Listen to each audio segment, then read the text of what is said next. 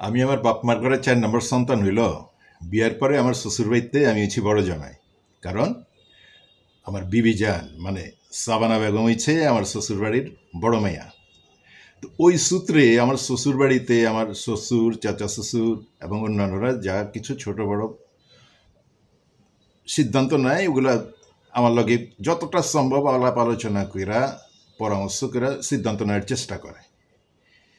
কোরবানির ঈদের সময় আমার শ্বশুর, চাচা শ্বশুর টাকাটা উঠে আমারই ফোন করে কি বাবা টাকা উঠে রাখছি, তোমার সময় মতো তুমি যে একটু বুঝবুদ্ধি করে বাবা গরুগুলো কিনে নিয়ে আয়ো। প্রত্যেকবারই করি, যতটা সম্ভব হয় সবাইরই লিয়েই আমার সালা সালি সবাইরই লিয়েই যাই হাটে, যা আনন্দ ফুর্তি করে গরু কিনে লিয়ে আই। ১-২ দিন আগে যাই, যা গরুগুলো পছন্দ মতো সুন্দর মতো দেখা হই না বুঝা লিয়ে আই। এবারও তাই হয়েছে, শ্বশুর ফোন করছে, বাজান টাকা উঠে রাখছি কবে যাইবা। চাচা শ্বশুর ফোন করে কইতে আব্বা টাকা উঠে রাখছি কবে যাইবা। কাউরে কিছু কইতে পারি না। কেন? কারণ হইছে সাবানা বেগম সে কোনো সিদ্ধান্ত দিবার পারতাছে না। আরে জিগাইলাম, এই যে আব্বাই ফোন দিতেছে, চাচা যান ফোন দিতেছে, কবে হাটে যাইবা, গরু কবে কিনবা, এরা তো টাকা উঠে লইয়া বইয়া রইছে। আরে আল্লাহ, কইতে দেরি আছে কিন্তু জারি খাইতে দেরি নাই কা। থম করে মুখের উপরে গেলো, এই মিয়া টাকা উঠে রাখছে, টাকা কি কোনো দিকে উড়া যেতেছে নাকি? টাকা আছে থাক, তুমি এত লাফাইতেছ কেলা? আমি লাফাইলাম কই? আমি তো খাড়ায়া তোমার লগে কথা কইতেছি। হা হয়েছে বুঝছি, দেরিটা কেন করতে আছো এটা কইবা তো। হেরা তো আমার কাছে জানতে চাইতেছে দেরি কেন করতে আছি, তুমি জানো না? জানলে কি তোমার জিগাইতাম? তাহলে তো কুয়েই দিতাম, এই জন্য দেরি করতে আছি। সাবনুর রাহুক তারপর যাবো। সাবনুর রাহুক মানে সাবনুর কই গেছে? কেন তুমি মনে হয় জানো না সাবনুরার অফিসের কাজে চিটাগাং গেছে। আরে মোর জ্বালা, ও চিটাগাং গেছে, চিটাগাং থেকে কবে আইবে? এরপর তুমি গরু কিনবা। 3টা গরু কিনা অনেক দিকদারির বিষয় আছে। যাই থাকুক, সাবনুর না আইলে গরু কিনা হইব না। সাবনুর যখন আইব তখন একসাথে যে আমরা গরু কিনব। আচ্ছা ঠিক আছে। আমার শ্বশুরে, চাচা শ্বশুরে কইলাম একটু ধৈর্য ধরেন, সাবনুর আউক তারপর আমরা যাইতেছি। হ্যাঁ চুপ, মায়াগো উপরে তো কোনো কথা কন যায় না। ঠিক আছে। গত পরশু সাবনুর আইলো দুপুরবেলা। কইলাম এখন কি করবা? আরে মাত্র চিটাং থেকে আইছে, একটু রেস্ট লাউনের বিষয় আছে না। হ্যাঁ ভালো কথা।